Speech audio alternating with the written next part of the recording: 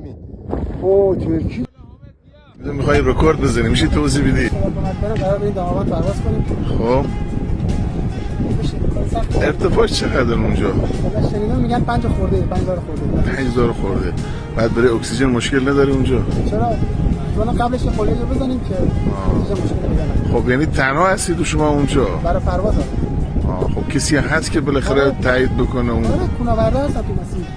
درست. که ان شاء الله 3 4 5 الان داری تمرین میکنی. امیدوارم که سربلند بکنی استان بوشهر و علل خصوص دشتستان بزرگ. سلام.